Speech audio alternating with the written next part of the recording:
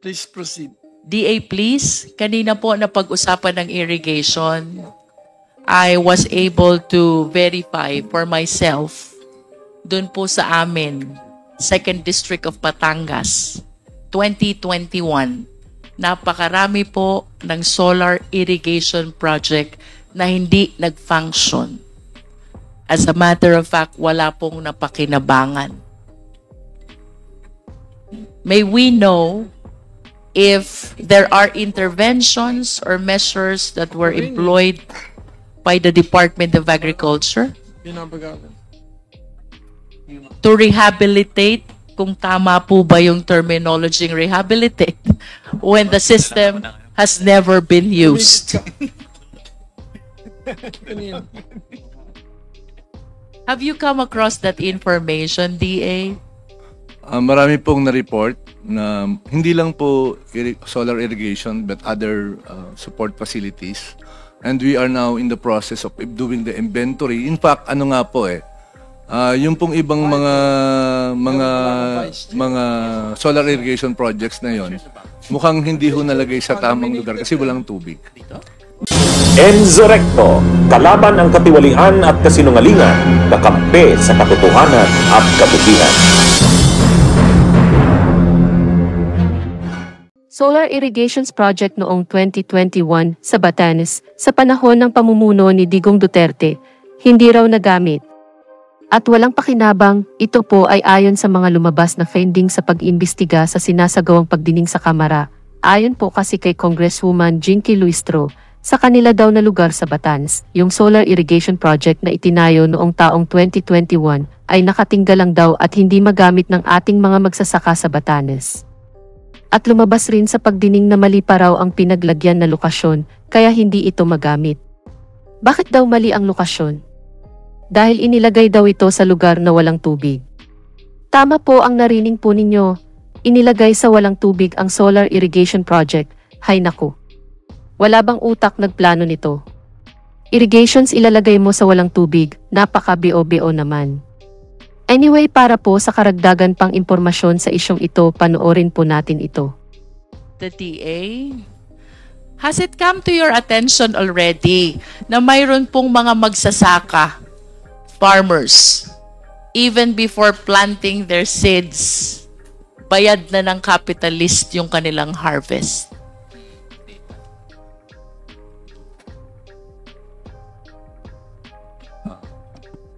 Ang pagkakaalam ko po sa practice ay ang mga may-ari po ng rice mill would provide in areas where they buy palay yung pong financing.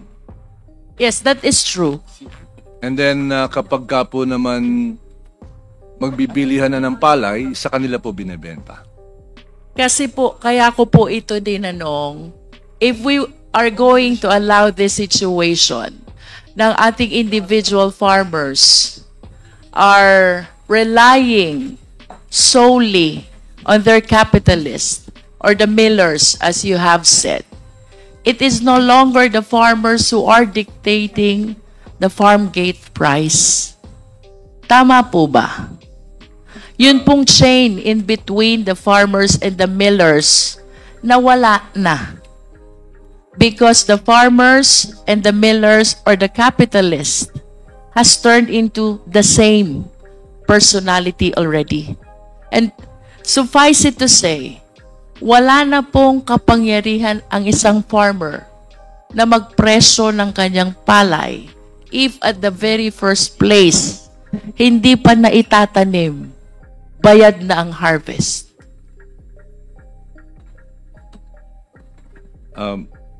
Kung pwede po ako mag-elaborate ng konti. Ang relasyon po ng magpapalay at ng rice miller sa totoong buhay ay, I would say, mutually beneficial to a certain extent.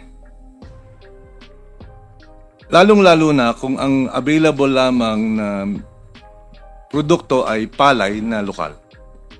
Sapagkat marami namang rice mill, pagka mura ang bili mo, pupunta lang ako sa kabilang rice mill.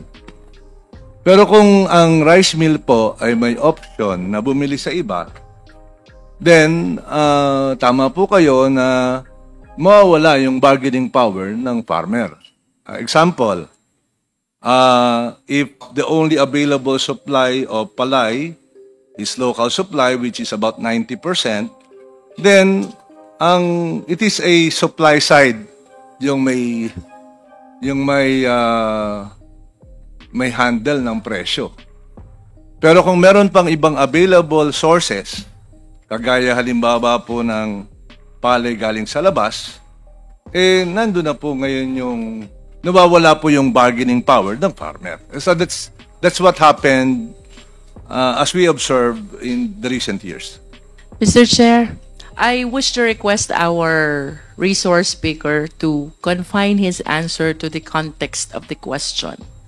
Ang farmers po natin walang resources, walang kapital. So he is at the mercy of the capitalist.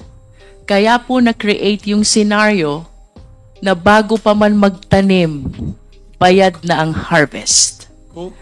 Technically speaking, totally lost ang bargaining power ng farmer. Let me proceed to the next question, sir. Given this situation... Sayang ng tanong mo. PCC, how would you define contract farming in the context of the countervailing powers in the context of market competition? Contract farming, Your Honor, would appear to be. In other words, the farmer still has the choice to go into the contract. You mean? If the farmer is already indebted, Your Honor, then that he loses his agency or power not to engage with you anymore. Are there laws preventing contract farming? As far as I know, there's no. Do you think it's against competition policy? Only if it consists of an abuse of dominance, Your Honor. Like the big miller imposing on small farmers, that's under Section 15G or yung pambabarat, Your Honor. But otherwise... Anyway, this is not the last of it, but sayang naman ng points niya. Anyway, you can continue. May we know from DA, ano po ba ang intervention na ginagawa na or pwedeng gawin ng ating gobyerno in order to save our individual farmers from similar scenario? Ito pong ginagawa natin, marami po tayong iba-ibang intervention. Una-una po, naglagay po tayo ng mas maraming resources pambili ng palay ng ating mga magsasaka. But of course, we know that it's not only palay that is needed. Sabi po kanina ni Secretary, kailangan ng fertilizer, napakamahal ng fertilizer. Opo. We wanted these individual farmers, the ones who have no capital, to be able to stand on their own. Opo. So that they will maintain this bargaining power to impose the price of palay Opo. at the farm gate. Opo. So, isa lang po yon. Una, kasi para nga po may kalaban po yung rice mill, naglagay po tayo ng more resources now to enable NFA to buy local rice. Yun po yung isa. Pangalawa po, dinagdagan din po natin yung pondo natin para po sa fertilizer support. Meron din po tayong dagdag na pondo para po sa pagbibigay ng binhi at sa ilalim po ng bagong rice tarification law, lumaki po yung pondo para dito. Ngayon po meron na tayong 30. Hindi. Yung how much is the RTL now? The budget? No, the current budget po annual ng rice tarification law, which was just signed by the President, is 30 billion. So malaki pong pondo yon na magagamit natin na pangdagdag puhunan po sa ating mga magsasaka. I understand, sir. But I hope that we are responding to the proper recipients. So that leads to my other question. Tayo po ba ay may data kung sino itong mga farmers who totally lack the necessary resources. Kanina pa po natin ginagamit yung term na farmers eh. But actually, I want to classify the farmers into one which has resources and another which has no resources. Yun pong walang resources, may data po ba tayo nito? Meron po. Yun nga po, makaklasify natin po yung rice farmer. Ang tawag po kanina ni Secretary, strong rice farmers and those who are weak. Weak. Apo. So, yun po yung ginamit na term. And so, mahalaga po yung targeted intervention because our limited resources, as I mentioned already kanina, should be focused helping the farmers who needs help. Those who are relatively, for lack of better term, weaker than the stronger ones. And may I ask, ilang percent po ba yung weak farmers ng total farmers? Sa ngayon po, ma'am, Mr. Chair, to be perfectly honest with you, we do not have those numbers. But that is why our program now is focused on what we call getting granular information from the ground. This is... PSA, are you here? Wala na PSA? Yes, Mr. Chair. How many farms have Farmers. more than 3 hectares? How many farmers have more than 3 hectares? We have to check the data from... Kala ko nandyan yung mga ganun-ganun mo. We have to check the data with the Census of Agriculture and Fisheries, Mr. Chair. But for the surveys, we don't have that data. Because that would clearly delineate who are the small farmers and the weak farmers. Anyway, since you don't have it, you can continue. Huwag ka lang mambola, ha? No, sir. This is truly... kaya nga po, ang mapapansin... You keep using adjectives. Mapapansin po nyo... Why don't you just describe them by their Mr. Chair. quantitative and empirical, ano? Yes. Kaya nga po, ang amin pong support ay nakalimitado po doon sa mga maliliit ang lupa. Yun. So, kaya rin po, ang rice farmer po ay 2 hektarya pababa, doon po binibigay yung mga suporta. Hindi po sa lahat. Mr. Chair, this is actually a question. Does it necessarily follow na kapag malaki yung lupa, strong farmer sila? At kapag maliit ang lupa, weak farmer sila? That is one of the parameters. Kasi po minsan po, hindi po yun lamang ang basihan. Kasi halimbawa, malapad yung lupa mo, kaya lang yung lupa mo walang irigasyon. So relatively, you're not as good or as strong as the 2-hectare farmer with an irrigation. So kaya po hindi lang po yung lupa, kundi pati yung presence of irrigation facilities and also the presence of yung mas malapit ka ba sa Maynila o mas malapit ka ba sa pagdadalhan mo ng gamit, so ng produkto mo. So that has to be included in the entire parameters. Mr. Chair, to wrap up this point, Ay, salamat. Mr. Chair, Yes. to wrap up this point, I wish to request the Department of Agriculture to submit to the committee the data on the number of strong vis-a-vis weak farmers and the parameters which are being used to be able to classify the same. Mr. Chair, can I proceed to my next question? Last two, very quick. Very, very quick, Mr. Chair. Wala ka sa listahan. I am in the list, the last interpellator for the first round. Bigla nagsulputan. Mr. Chair, this will be very quick. Please allow this representation. Yes. Please proceed. DA, please. Kanina po na pag-usapan ng irrigation, I was able to verify for myself dun po sa amin, 2nd District of Batangas, 2021.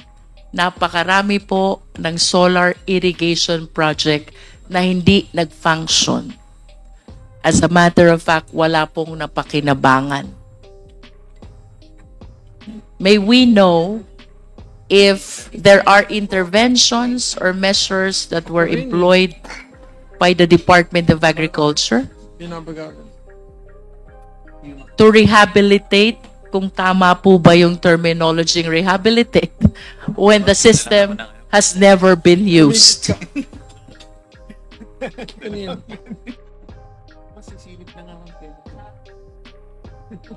Wala akong co-chair.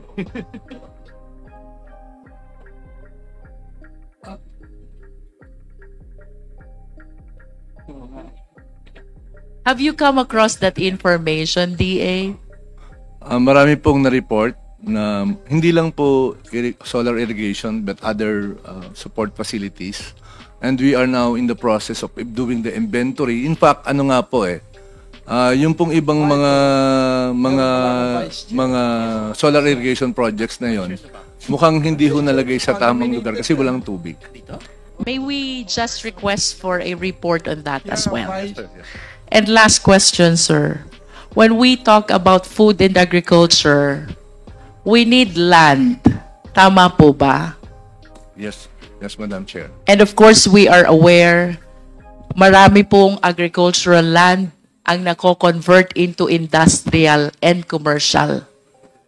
Ano po ba ang ginagawa natin to make sure that we reserve the necessary amount of land, agricultural land, to secure the food and agriculture of our nation?